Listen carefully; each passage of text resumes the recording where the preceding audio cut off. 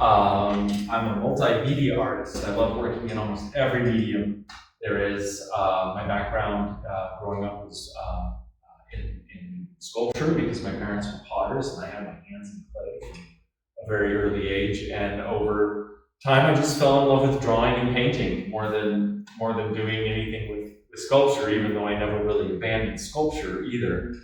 And then, obviously, with Abby in an art gallery, the easiest thing for me to formulate a show with would be paintings. And so I began most of these paintings at the beginning of this year. Some were unfinished paintings left over from past times or paintings I wasn't entirely happy with. But I remember being sitting in my studio early January staring at all these blank canvases being like, okay, I've got 7.5 months to get this down. And I had many avenues I could have pursued to do a show, but I felt like this was the subject of the face was what was really calling to me at this point in my career and at this point in time, and especially with our current world right now, with faces being somewhat obscured and us longing for maybe a social connection that we didn't have for this time. And through our history, the face is the most used image. It's the most depicted image, and we connect with it. We have an immediate connection. Every time we see a face in a painting, we have an emotional connection of empathy or identity or anything like that. So that's kind of why I chose to focus on the subject of faces and heads, I suppose. Heads, because sometimes I didn't want to limit myself to having to make expressions. I wanted to convey humanity without having to convey identity, I suppose.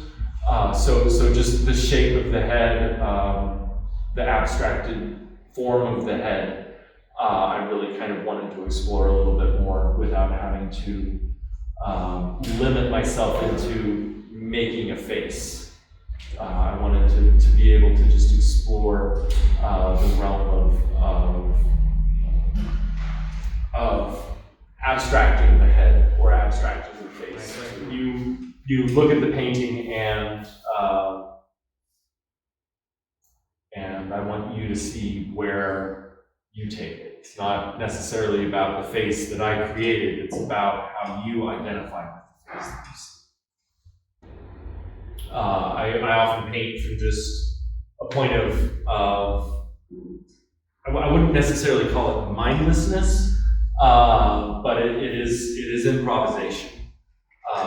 It is letting one brush stroke or one color or one shape dictate what I do next, and so it really allows me just this free-form kind of looseness with my work, and you do see some varying styles. I tried to rope it into one, cohesiveness, or try and be a little bit cohesive, but there were some pieces that slipped through that I just had to keep going into, or being like, well, this is a story, or this is something else that's happening here other than just a collection of heads, or this is something else that's happening here other than just a face. This is something that I want to try and convey, or this is an idea behind this face. Often I'll just start with an impulse or an abstraction. I'll just scribble or make a mark and put that canvas aside and go back to something else. Working on 50 pieces at a time, it was really amazing and really just wonderful to just go around the room and just hit everything in one go and not let myself be inhibited. Like the only inhibition I had was that I was restricting myself to do heads and faces, as opposed to doing whatever I wanted to, which is landscapes and still lifes and all kinds of different abstractions and ideas and colorful meditations and all, so limiting myself both in that realm with my subject matter of being heads and faces, but also limiting myself to 2 dimensions of the canvas, and then also up until almost the very end, the last couple months of working on these, I solely used just palette knife. I didn't use a brush at all. And then when I really had to pull the pieces together, it was like, okay, I'm going to cheat a little bit and use a brush. That's for me when the show started to come together. It was when I started really pulling things back together with the brush, instead of just using the knife to work on things. Color is obviously a huge part of my expression. I love working with the modern palettes and the modern pigments, and using color to really convey emotion and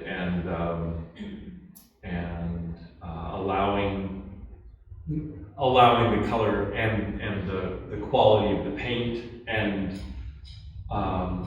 the fluid nature of the paint, or the solid nature of the paint, however I decide to manipulate the paint to form the image itself. So I'm really relying on the mediums that I'm working with within the pieces to essentially kind of form the expression in addition to how I'm feeling at the time, or ideas that are going through my head, or just simply listening to music and going free form. Some of you are familiar with my past work, which is, it seems like almost every show I do with you is totally different. Mm-hmm. And so. But you always know it's you. Yeah. I feel like I have a color palette or a level of expression that I try and maintain through emotional connection, mm-hmm. I suppose.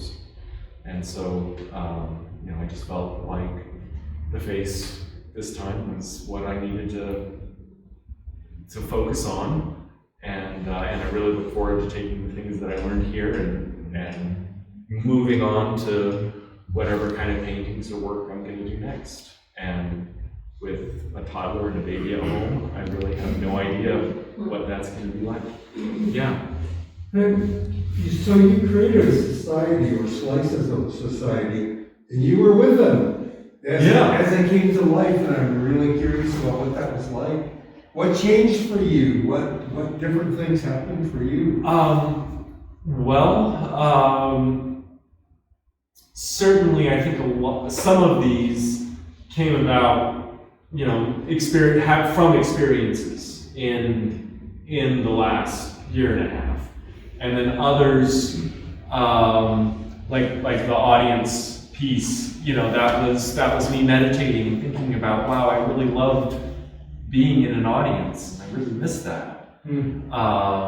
The family piece is about all the different kinds of people in your family, and thinking about how those dynamics relate to each other. Some are very fond memories of a house concert, or this piece is about how we're all kind of in this together and moving along at the same rate, and we're all tied to the same entity of being, I suppose. A lot of times my work is simply influenced by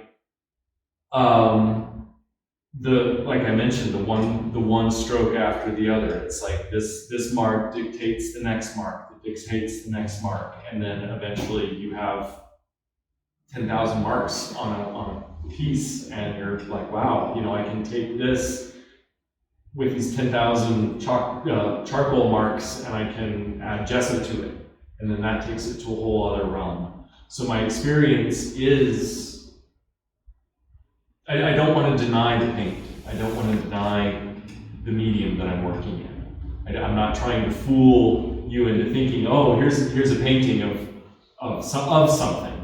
This is a painting. It's made with paint, and I didn't want to deny that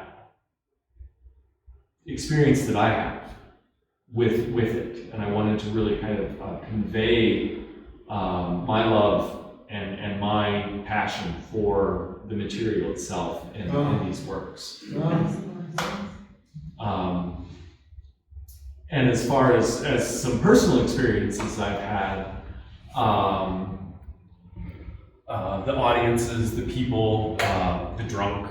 I have, I think we all have our own demons, but I had a couple friends who have succumbed to alcoholism, and I needed to get that out. One night when I was making the frame, I just was like, okay, this frame is too nice. I have to beat it up and toss it outside and abuse this frame, because that's the nature of the piece. And so some of these are painted with an absolute experience or intention behind them, but I don't want to get into that, because I want the viewer to bring what they have and their experiences to the relevancy of the face, because that's really where we all are when we look at a face. Whether it's portraiture or anything, it's not necessarily what the artist intended to convey about that face. It's what the viewer sees in that face, and their empathy and understanding of how they relate to it, as opposed to what my intention was. And yes, that is my intention, is to make you think, or to have a piece that you see something new in, or makes you wonder what's going on here. What is my intention here? But I also want something